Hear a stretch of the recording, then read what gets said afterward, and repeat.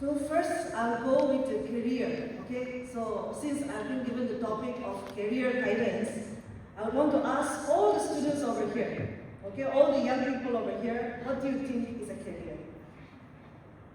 Career, the first thing to ki is it a job that you're thinking about? Or is it your dreams? Is it your goals? Now, what do you think is a career? So I have put it in the slide over there, so you can all see from the slide. So when you say about career, it's a mixture of a lot of things. Okay? So the first one is, it is not just something which is available to you. Okay, career is not just a job, it is not something which is just available to you, but it is also where your talents and your abilities is shaking hands with the bank account also. Okay, so if you have a talent, if you have skill, but if it is not shaking hands with your bank account or with an account with zero balance in your bank account, that is also not a career. Alright, so number one is, when I talk about career, I want to talk about number one. What is things I am good at? Okay, everybody over here, okay, every single person on this earth, you are blessed by God with something extraordinary. You are a very unique person. You are loved by your parents, you are loved by your community, and everybody over here is very uniquely placed, blessed by your Almighty, and you are all beautifully made. So, when I talk about things I'm good at, it will be your skills, I should say. Your inborn skills that you have. Some may be very good at singing, some may be very good at craft, some may be very good at kindness, some may be good at talking with people, some may be very good at taking up things, leadership roles, so various things. So things that are good at are something which you have been born with and you have the unique ability to do that. Okay, so if somebody compliments you, okay, Puka, you're very good at that. You're very good at singing, or maybe you're very good at this. That means this is the thing that you are good at. Okay, when people start complimenting you. And it is very powerful. Okay, so I want to ask everybody over here, the young people over here, what do people compliment you for? Okay, what do people compliment you for? It may be different things for different people, but when I say things I am good at, I mean to say what people compliment you for. Number two is things that I love to do. Okay? Number two is things that I love to do. Those includes your passion. You're passionate about something. You're passionate, you're interested. Your interest, your curiosity. Some may be very curious of learning certain things. Some may be very curious, and maybe if you give them something, they like to open up the things and then start making a fresh or a new. So things that you are curious about, things that you're very interested in, things that you're passionate about, activities which energizes you. So those are the things that I will put under things that I love to do. And I would also like to just put it in a perspective, say, if you can do 3 hours of something without getting distracted or without having to see your phone, then that is something that you love to do. Simple. Okay, since everybody over here knows what is phone, everybody knows what is addiction to phone is, so I like to put it that way. And number 3 is things that I get paid for. Okay, so now this is a little serious. You have things that I'm good at, you have things that I love to do, then things that you can be paid for. Okay, so it can be, you have to then, in that case, you have to analyze the market, what market demands. Then you need to understand the economic value of your talents. Okay, then you should be able to see your employability with the talents and then the skills that you have. Then your sustainability. If you can sustain that interest, if you can sustain the things that you do, if you can sustain something and make it into something of a market value, change it into economics, then that is the things that you will be paid for. Now, when it comes to payment, the world around us for the things that we do. But the world around us pays for the value that you add. Okay?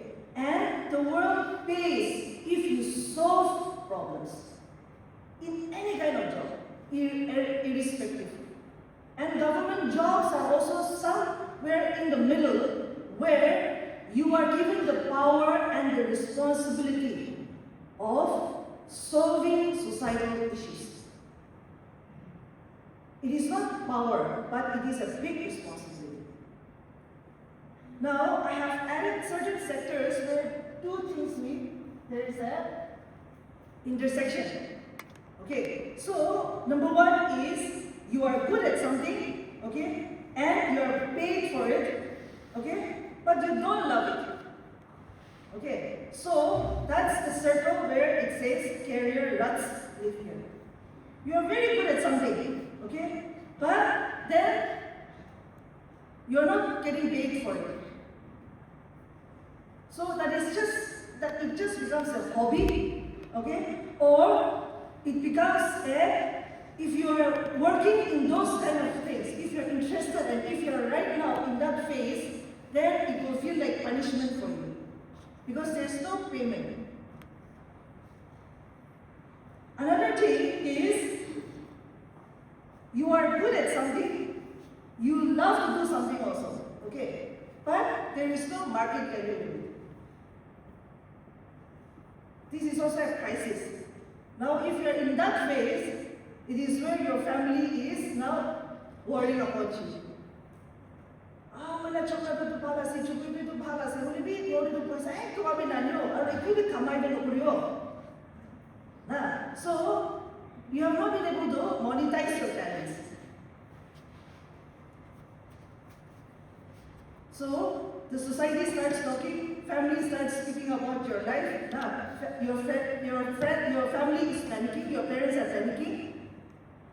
At the end of the day, you're doing something good. You're loving your job, but it is not getting paid. Number third aspect is you are loving your job. You are getting paid also. No, but you are not really happy in that.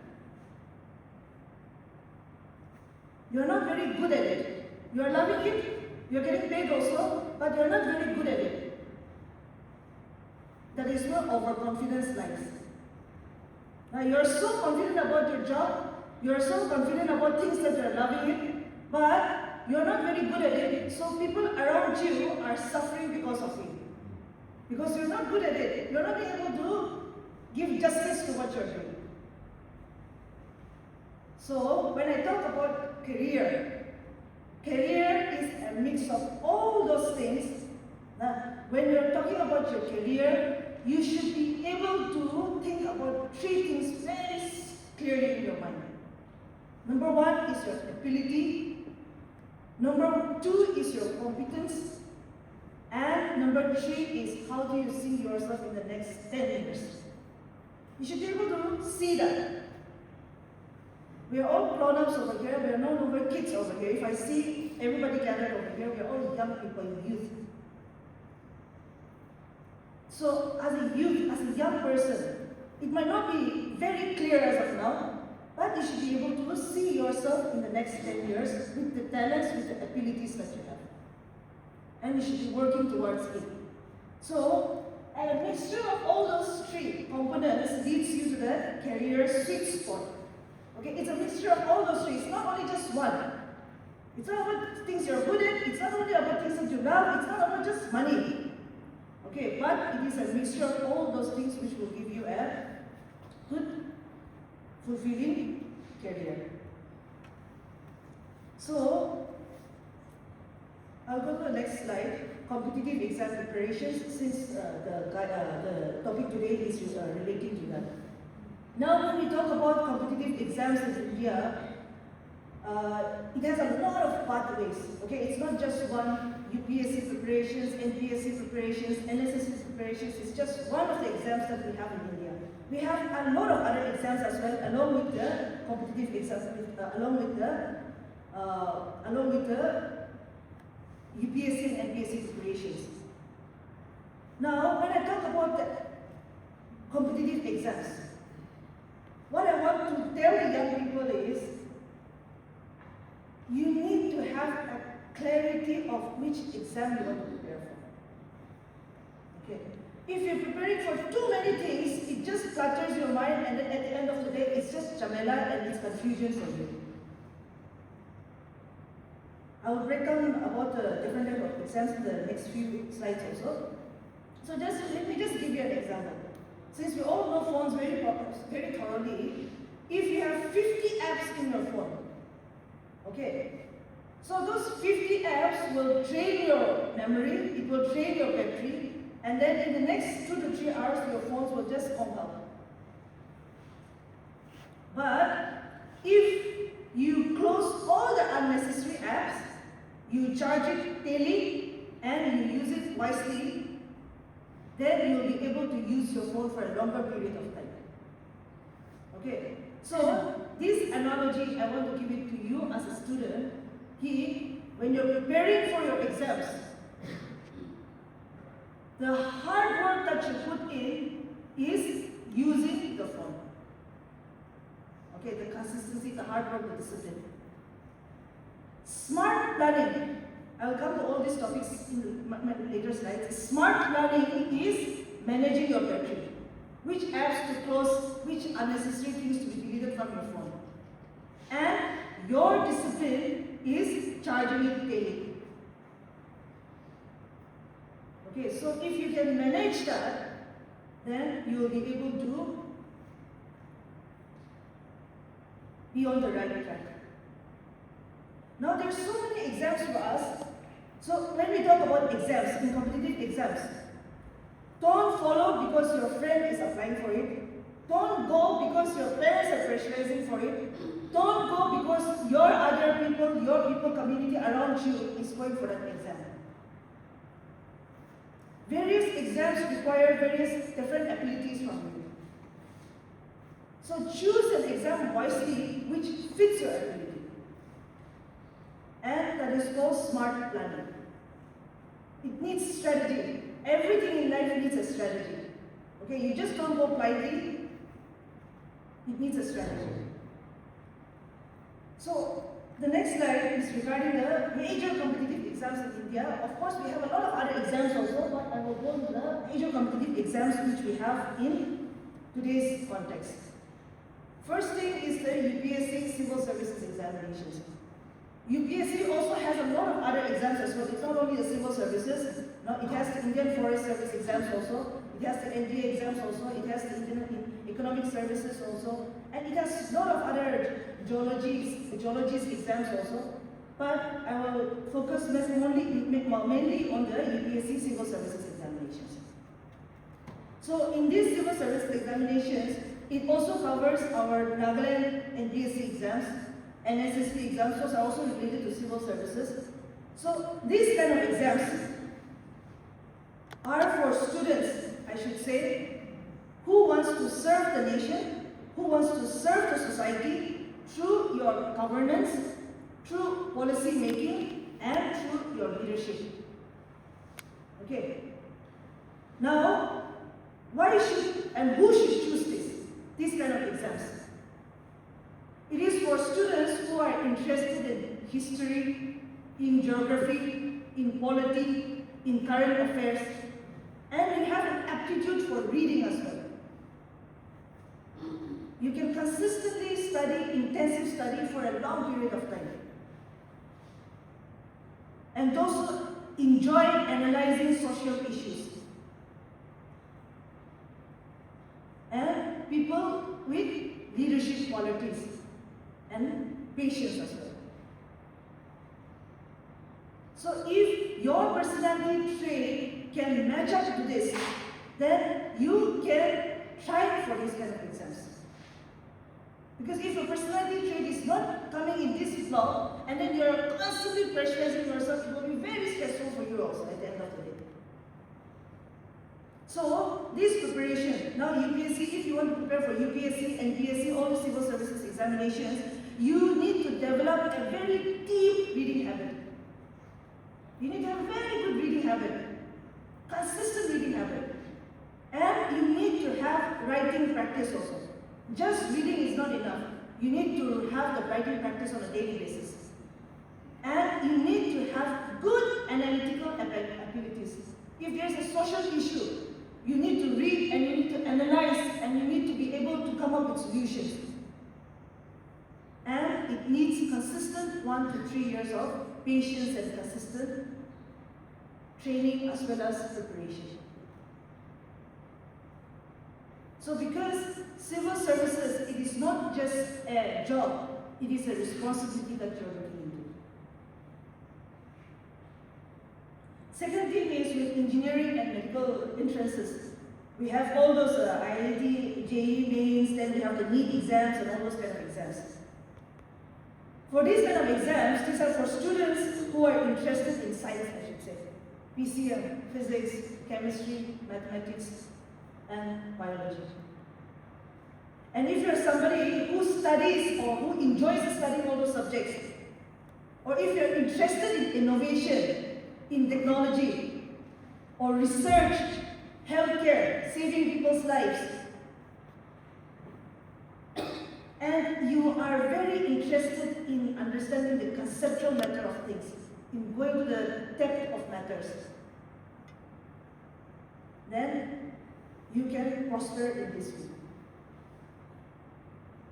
These kind of exams also require at least minimum 2 years of very intensive preparation. Especially your structured preparation during class 11 and 12 for science stream students. And you need to have very good conceptual clarity on the subject matter. If you're studying physics and you don't know how is speed, what is speed, how is speed, now what is the idea behind speed, what is the idea behind distance, what is the idea behind inertia, and terms like that. In chemistry, the same thing, maths, the same thing. If you're not very clear about what is algebra, when you start solving the big things, then it's not going to help you. So if you can have that conceptual clarity, and you need to practice daily MCQs, I should say, because these kind of exams are purely MCQ-based questions. So if the bottom line is, if you're a student and if you can solve, if there is a conceptual maths problem, and if you can solve 3 times without getting bored, even if you get the answers wrong, then you can be good at these kind of exams.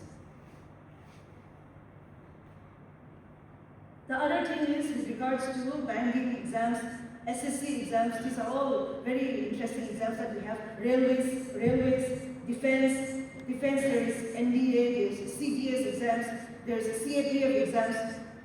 So these are for students who wants to enter into government services right after graduation.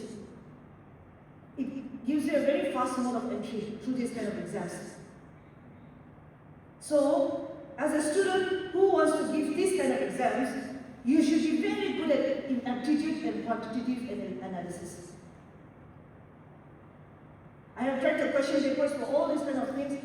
In these kind of exams, it is not what you know. It is about how fast you can solve. Because the questions are vast, everything is MCQ based. It might be simple, but especially SSC exams, SCL exams, I've seen all the question papers. You need to be able to solve quantitative questions of 120 questions in 2 hours. So it gives you roughly about 1 minute for every question that you have to solve. Very difficult, hardcore maths questions as well, and quantitative and reasoning questions. These kind of jobs give you good job stability as well as security in the government sector. So students who wants to prepare for these kind of exams, banking exams, SSC exams, work on your speed and accuracy, because it is all MCQ based. And sit for mock tests. There's so many avenues for mock tests in today's times.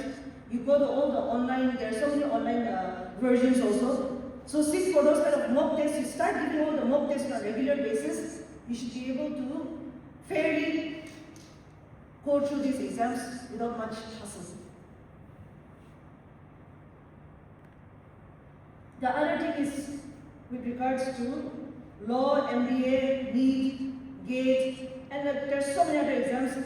CUET is also there for students these days. After passing class 12 to go to any kind of colleges, you need these CUET exams, CUET exams now. So these kind of exams are for specialized career growth. GATE exams, MBA exams. So if you want to go into law and you want to go into a very good law background, you need to give CLAT exams.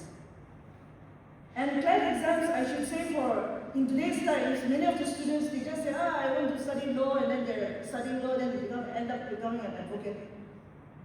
But if you want to be a very good advocate, just see where your talents are. If you're very good at debating, if you're very good at arguments, counter-arguments, if you're very good at reading, comprehensions, then law will be a very fulfilling career for you. Not just a mere advocate, I should say, if you want to be very good at your profession. And if people with those talents come into that field, you'll also enjoy your profession. But if you do not have the talent for debate also, argument also, you are very shy, but you chose advocacy, you chose law, no? Then you will have midlife crisis. You will not enjoy your job so much.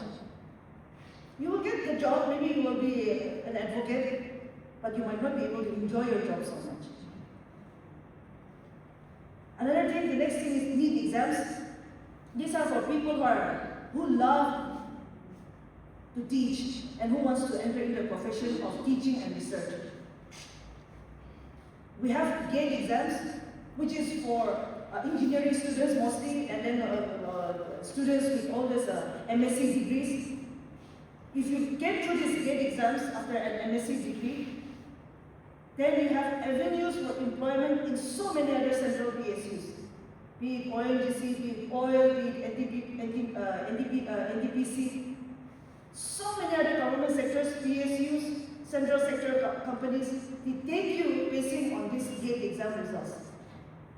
So if you have done your MSc, if you have done your graduation, then you can think about sitting for these GATE exams also, because with these GATE exams, depending upon the results that you have, depending upon your ranking, so many other PSUs will be able to take you in their frame.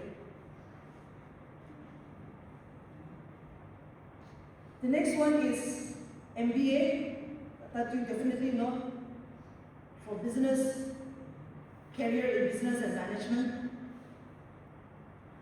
So these kind of exams that I'm talking about, GATE, NEET,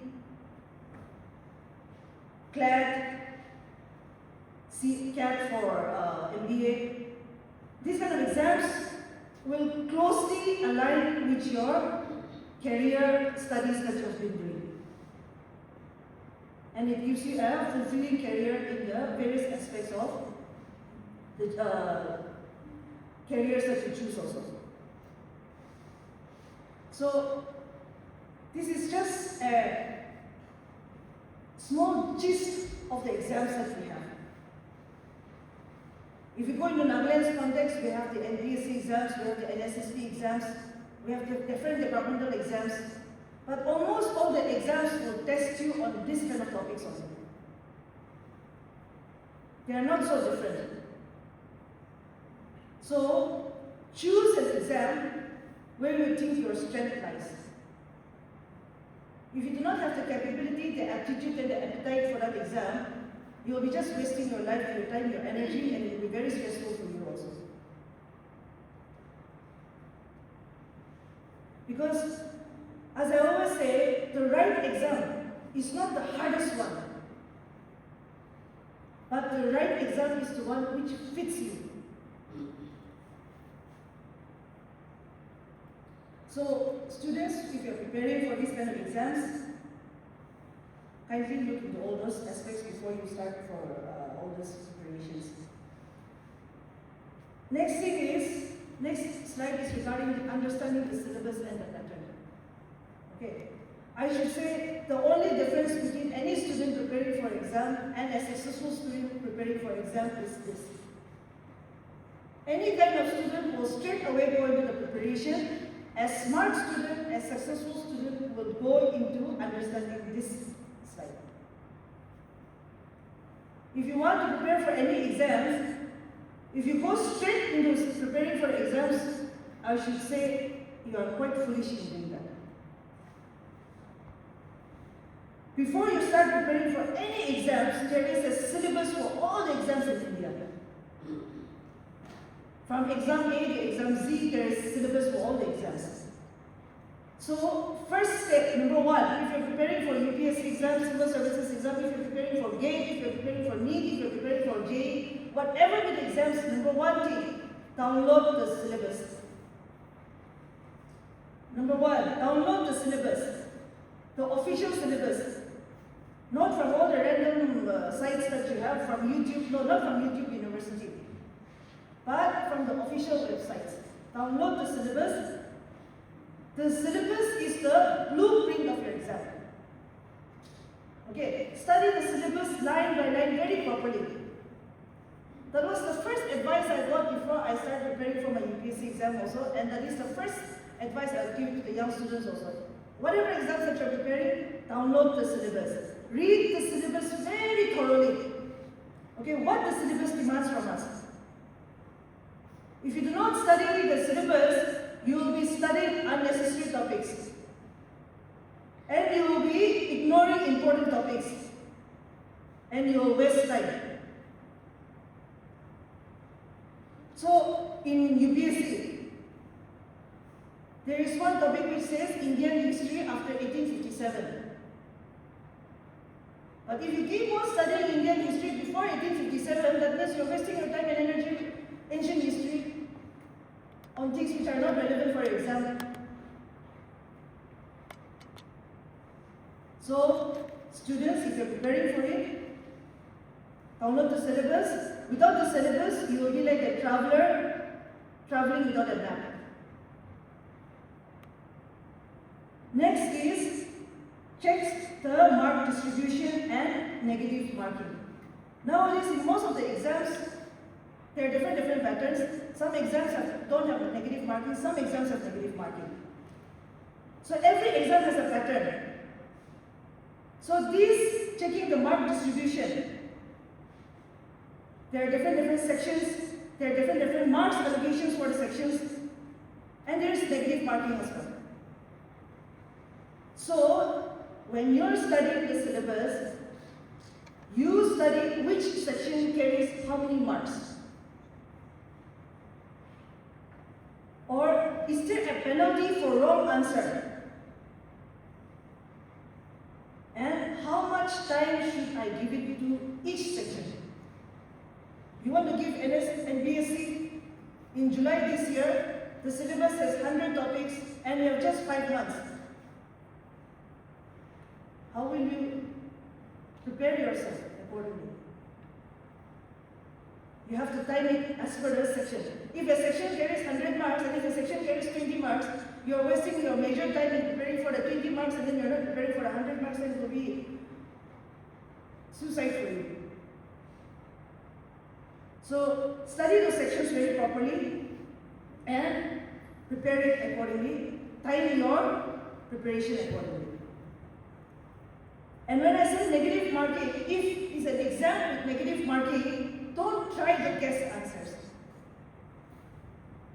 Sometimes you may get right, but if you are attempting a question in a negative marking exam, you are not only attempting one question wrong, but you are also getting a minus from the marks that you already have. So be very sure about what you write if your exam carries negative marking. Another thing is, number 3 is analyze previous year's question papers.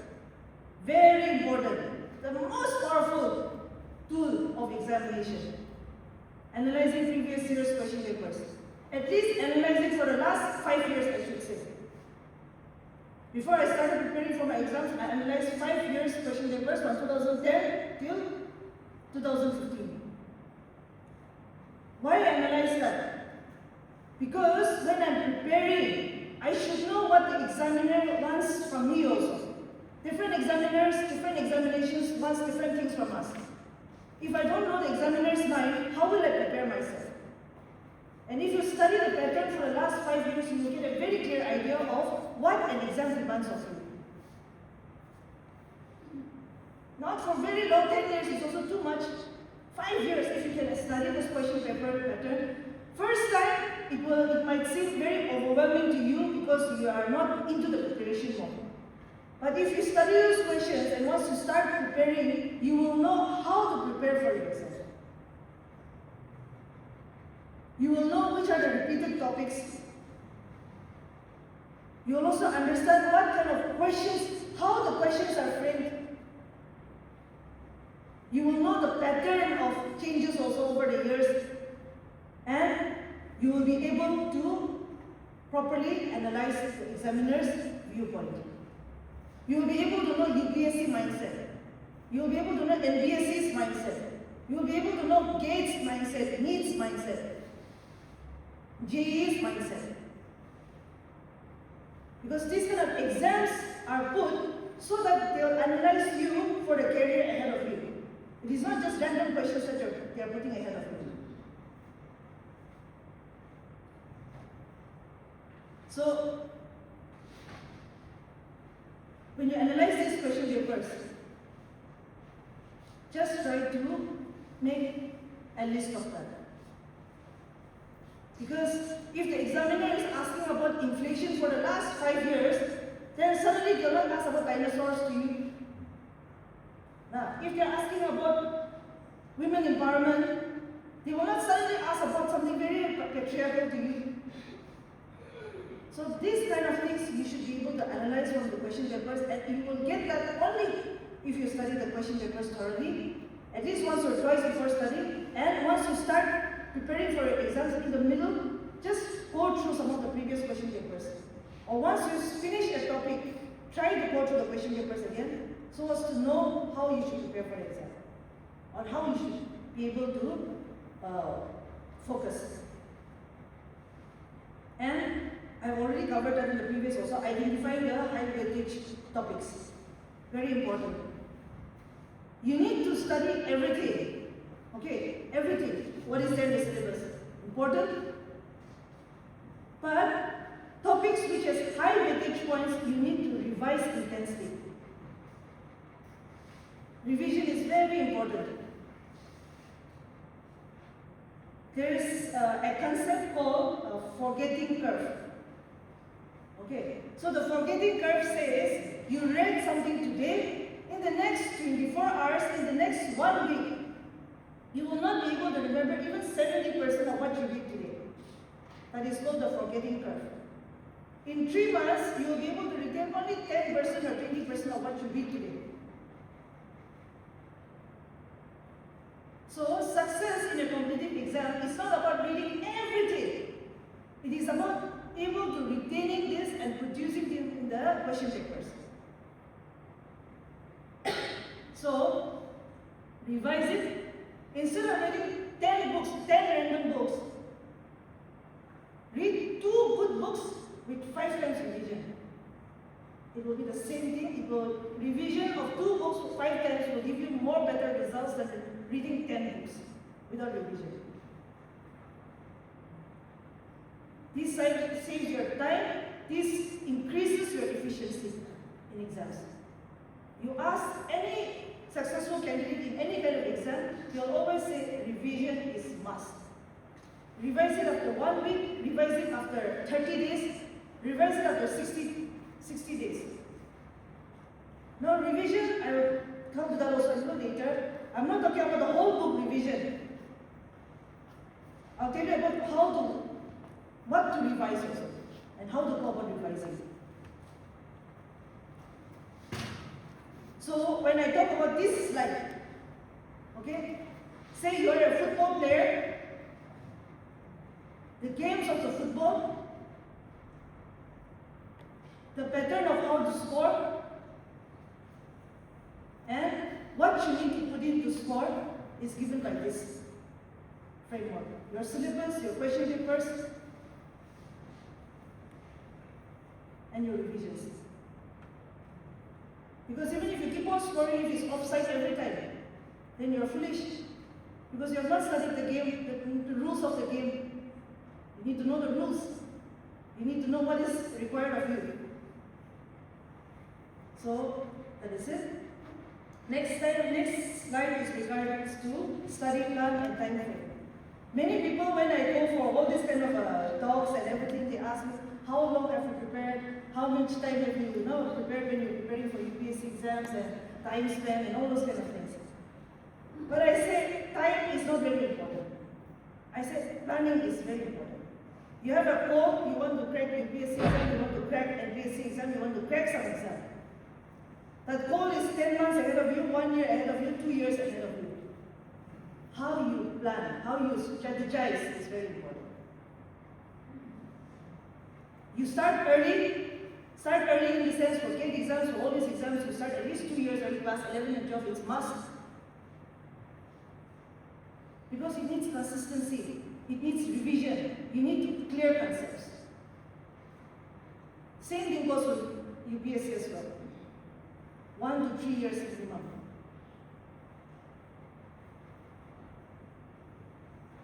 Start small. When I say start small, say UPSC, in each of the chapters you have 6-7 topics. Say in each of the topics you have 100 chapters. Now break those 100 chapters up into 10 months that you have. That means 10 chapters in a month. Now those 10 chapters, break it down into 4 weeks in a month. That means roughly around 2 chapters in a month, 2 to 3 chapters in a month. Per week, 1 to 2. If you start breaking down your goals, your dreams, it becomes manageable.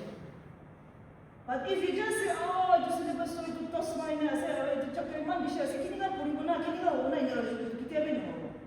You need to be able to break down your goals into smaller chunks, so that it becomes manageable for you. It becomes lesser stressful for you. It becomes, every time you achieve something small, it actually sparks your memory. It actually encourages you also to do something extra. But if you're keeping your dreams too big and too wide and too long and you're not being able to cover anything, then ulta it depresses you. So break down your chunks. If you want to cover one novel of 100 pages in 1 week, then you have to at least read 10 pages per day, per hour, per slot. That breakup is very important for your mental clarity. Only when you have that mental clarity, only when you have that division done in your mind and in your routine, then you'll be able to successfully prepare for your exams. So have that clarity before you start the preparation.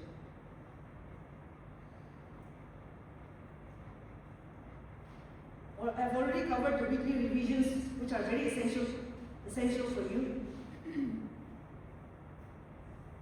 So what I've written there, quality matters more than the quantity.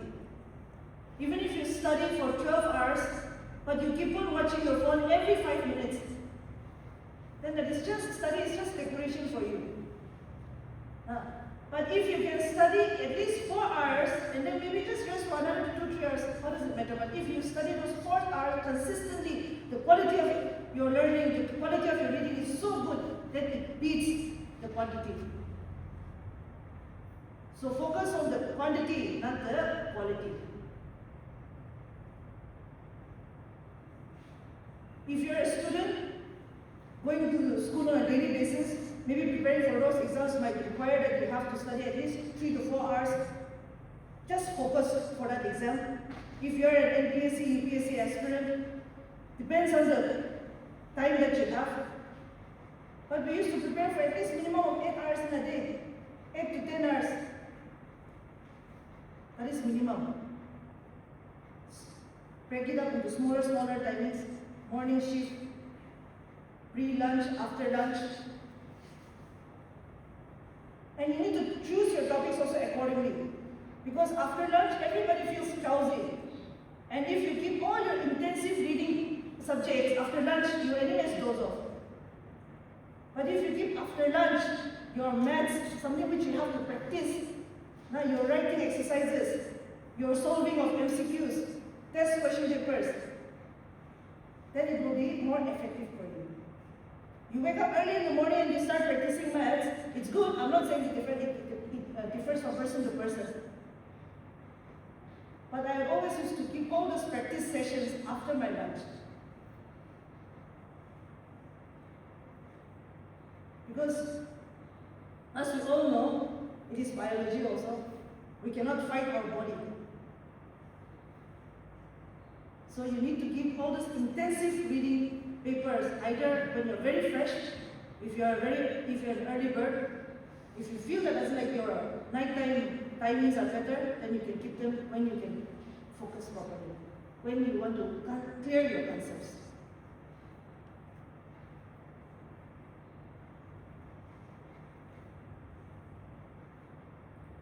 Next thing is study materials.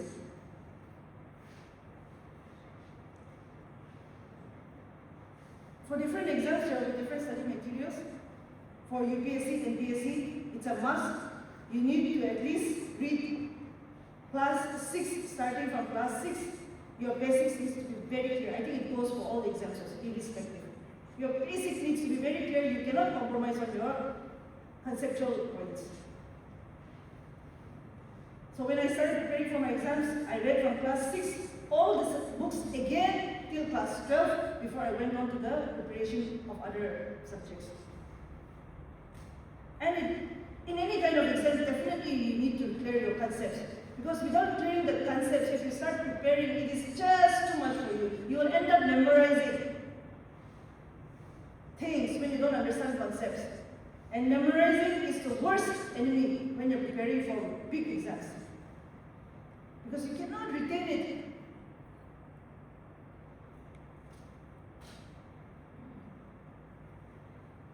So from class 6 till class 12, for most of the exams, MPSC, UPSC, I think we need to be very clear on those foundations.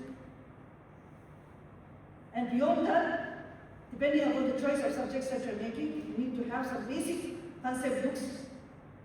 Nowadays, we have too much of YouTube universities. Don't follow into that too much. We have a lot of online classes. If you want, choose one online course, choose one academy. But don't choose 10 academies, 5 PDF question papers, 100 mock interviews from this. It will just be a complete mess for you. You read your concepts very clearly, clear your concepts, follow one proper academy, mock tests, mock interviews also from that academy.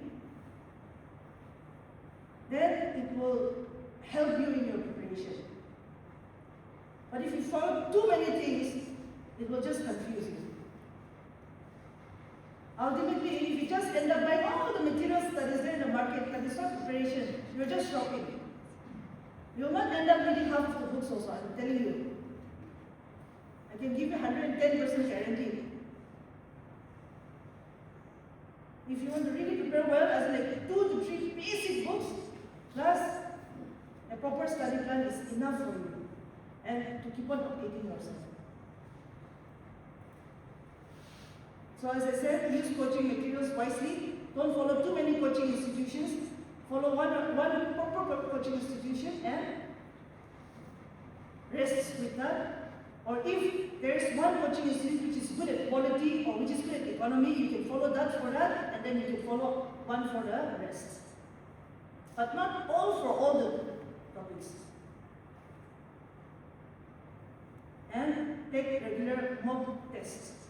Very important. During my preparation, I have not gone for any kind of coaching, I should say, but I have given this mock test on a weekly basis. Mock tests are very important because in exams, it tests your speed. If you keep on continuing giving your mock tests on a regular basis, you'll be able to assess yourself also, if you're clear on your concepts or not. And sitting for mock tests, itself is not the answer. You need to analyze after your mock interview. Where are you going wrong? Where is my weak point? And in mock questions, don't try to fake your attempts, I should say. Now, sometimes in your mock interviews also, you try to just mark blindly. Only mark the topics which you are very sure. This is just mock though, you're not sitting for the real exam. During your mock interview, mock tests, you should be very honest with yourself. Only then you'll be able to understand your preparation. So many online mock tests are there. Sit for that, analyze your preparation, fine-tune your preparation, depending upon where you're going right and where you're going wrong. There might be some topics which you're very good at. Good, congratulations. There might be some topic where you're always getting it wrong. You need to brush it up. So these mock interviews, these mock tests are very important. If you go for exams without these mock tests, and it is not only about the preparation also, it increases your tests, it increases your speed, I should say. It makes you less tense also when you're giving the real exam. Because there's a lot of pressure when you're giving the exams. Time management is there, stress is there.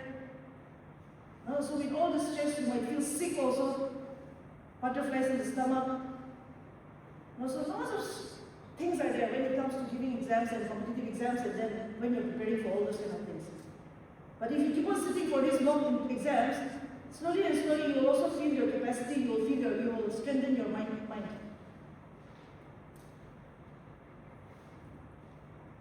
Next aspect is with regards to newspapers.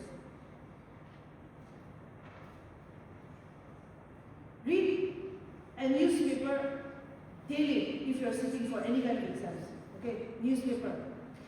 I used to follow Indian Express and then Hindu because I was preparing for UPSC. If you are preparing for state services also, I think these national papers are also very good. You can read some of the local dailies also to understand how the world, how our state is evolving. And when you're reading all these newspapers, don't focus on the gossip.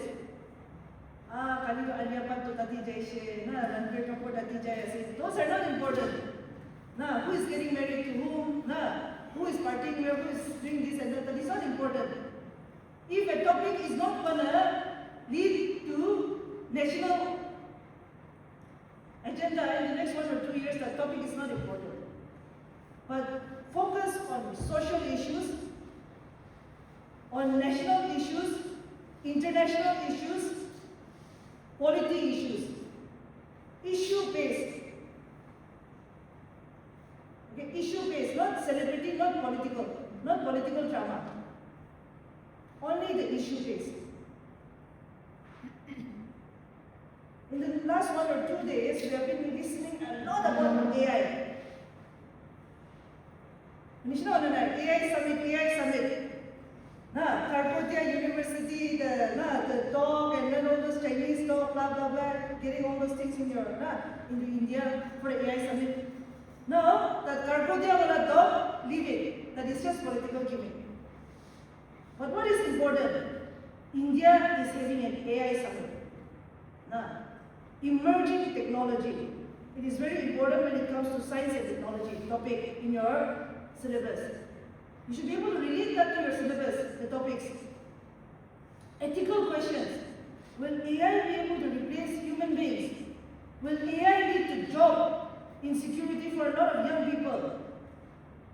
How will AI impact? What is the cost impact of this AI on the society? Will India be able to compete with the world, international polity, international relations? Compete with the world when it comes to AI technology. So you need to study those topics. What is the Indian government policy when it comes to AI? Is there any policy that the government of India is having, the government of Nagaland is having with regards to AI? So issue-based, topic-based, you need to break down your topics, but you read into an issue, take a small note of that, and a solution for it. That is called preparation. Or else you're just reading the newspaper, okay? If you cannot break down as per your syllabus requirement, then you're just reading. You're not preparing. You need to be able to break down those topics. Yesterday, our Prime Minister went to Israel, day before yesterday. Now, when Israel comes into the picture, we have a lot of strong ties with Israel. Emotional, social, cultural. Now, if Israel is coming in the newspaper so many times, look into the map, geographic map. Where is Israel located? How many countries are surrounding Israel? Which sea is to the right? Mediterranean Sea, Black Sea, Caspian Sea? Now, because once a topic is there, once a country's name is there in the newspaper, that means the examiners will also ask from those kind of questions when it comes to your exams. It is not just Israel which will, oh, Israel as but you need to be able to relate that to the bigger preparation, to the bigger syllabus. Try to be able to point those things.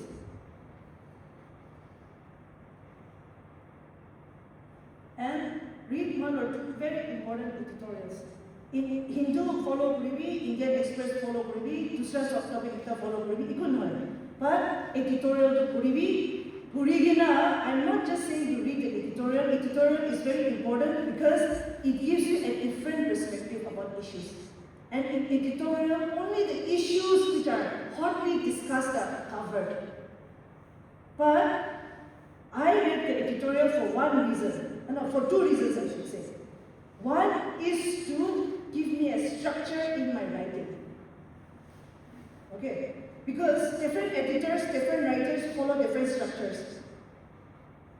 I read the editorial for Indian Express, for Hindu, for about 1 or 2 months consistently, and I chose 1 or 2 formats which I liked.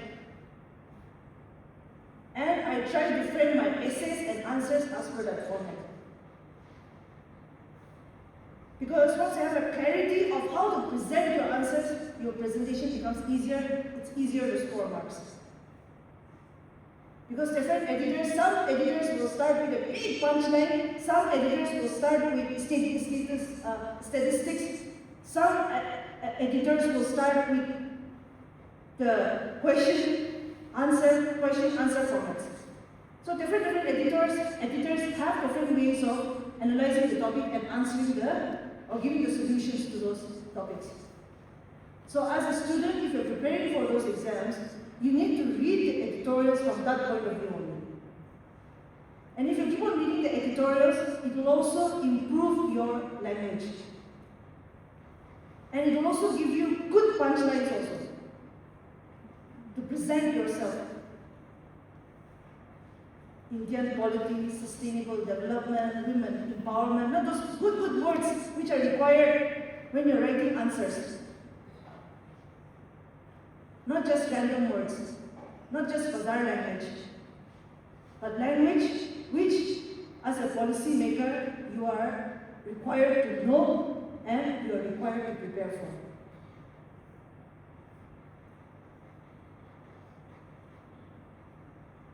And last thing, maintain a current affairs notebook. Current affairs is not something which you prepare in the last 2 months of your exam. Please note that.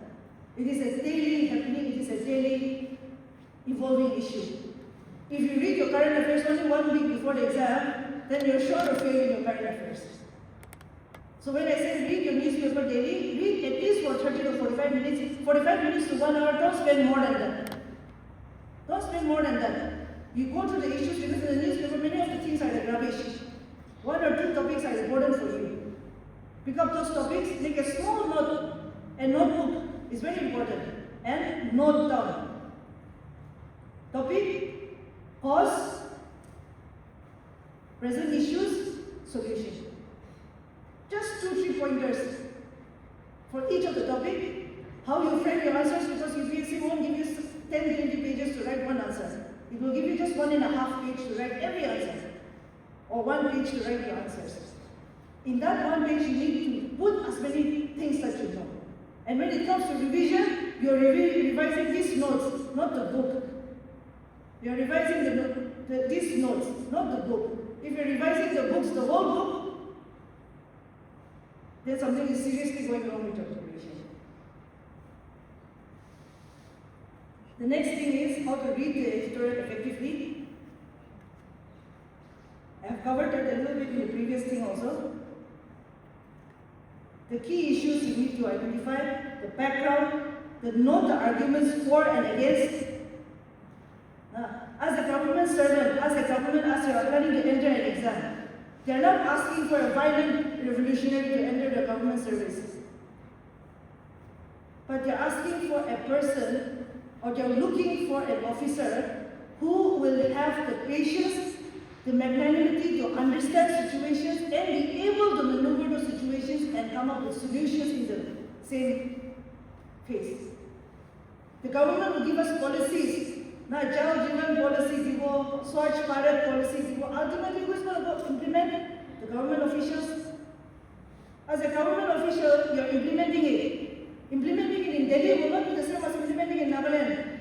Implementing in Dimapur may not be the same as implementing in Noklak and Shamatron. Different area, different challenges. As an officer, you are there to implement those policies, not revolutionize and then go against the government when you are implementing those policies. So the government wants that we need to understand the issue and give ideas, solutions, and level-headed solutions.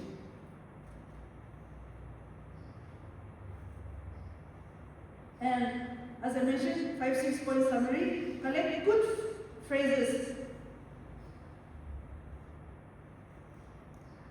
for your exams. And when you're reading those papers, there are some data which are very important. Data by the UNESCO, UNICEF, WHO, NCRB. Those data, fertility rates, maternity rates, all those data, keep that in a brief booklet. Because reflecting those data shows that you are aware of the issues that you are handling. Next is toppers, strategies, and insights. I've been covering that during my whole slide. But consistency is more important than excitement. Excitement will say, I feel motivated today. A consistent person will say, I will do it no matter what comes. Consistency is like you're going to as a first timer going to the gym. You feel very motivated for 1 week, next 2 or 3 weeks you are sleeping. No. Consistency is like you're going to the gym every day, you're preparing hard so you build your body, your strength, your muscles, your mind.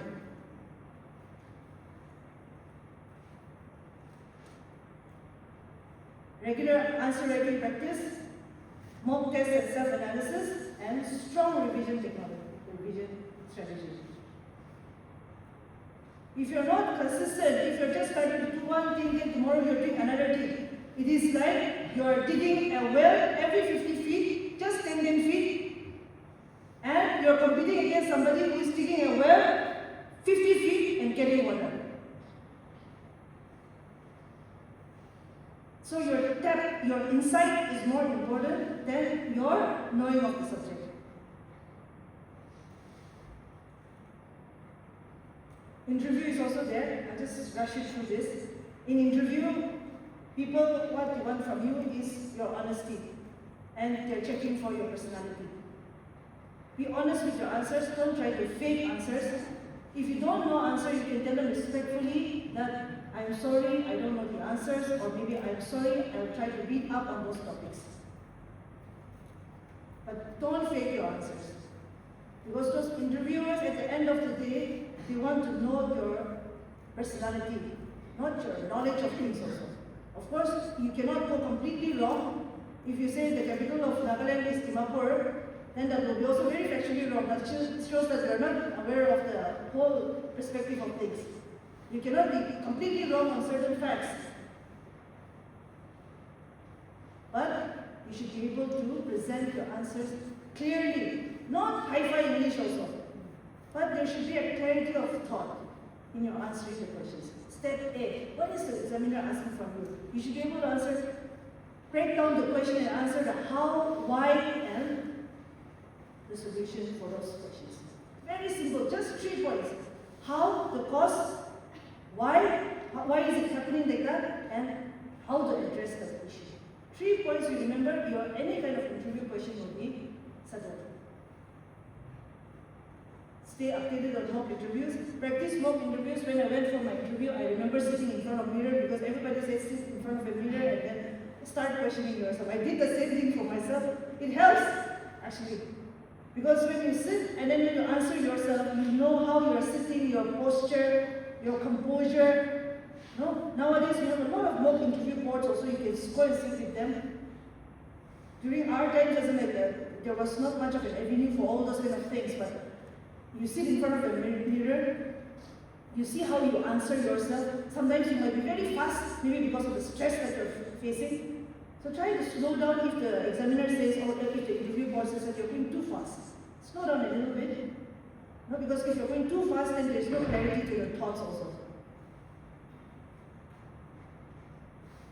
So, and clear communication skills. Common mistakes to avoid. What's your name? You are hired.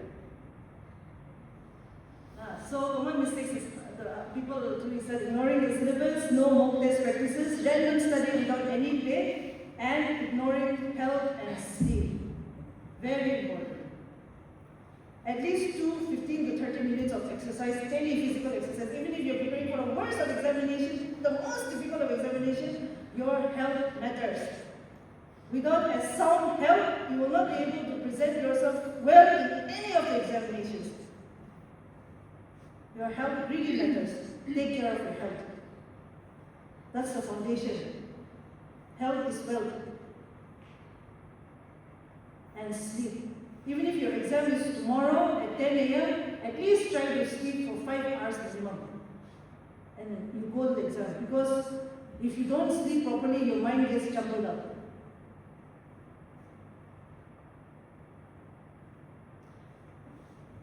So in a nutshell, I've covered about the exams, I've covered about the target exams that you want to give, your syllabus, your timetables, reading habits, revising, regularly staying motivated.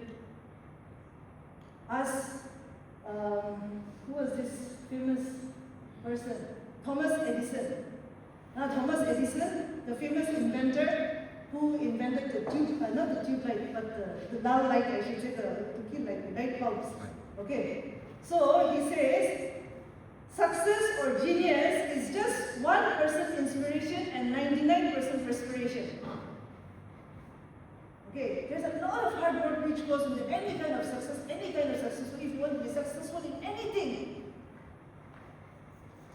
From the smallest job to the biggest jobs, it really needs hard work and consistency.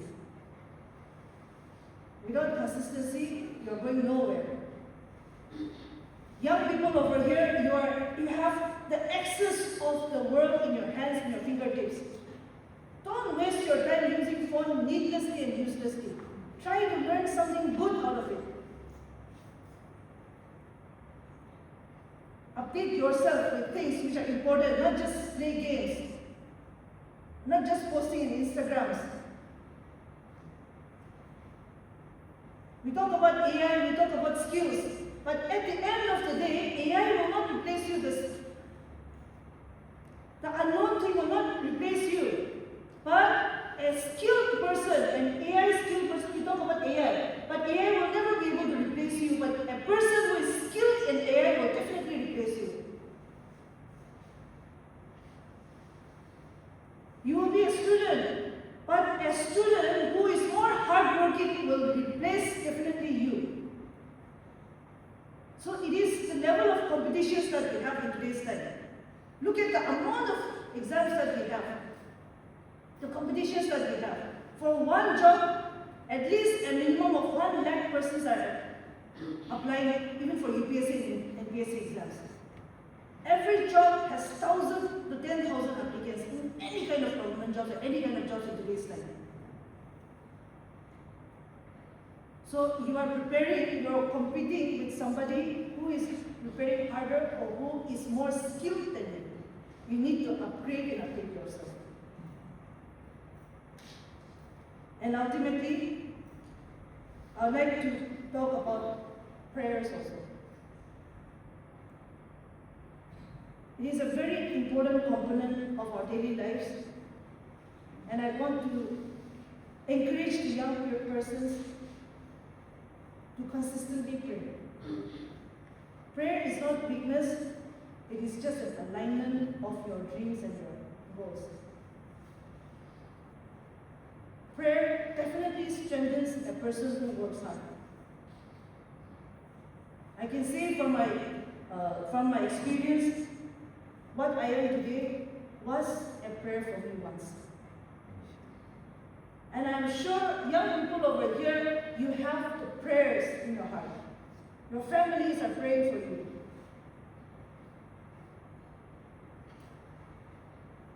And I'm sure you'll all be successful in your lives. And I wish you the best for your lives also.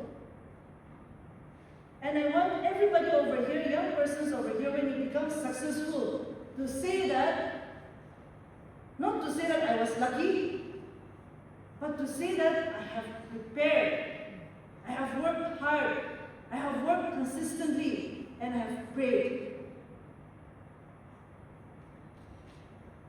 So with that short note, I'll end my presentation. I think I've got a little, maybe beyond timing, but thank you so much for your patient listening, and may God bless all of you in your endeavors. I'm sure you will all go miles in your life, and I'm sure to see you flying high also. And thank you, and Pushkin.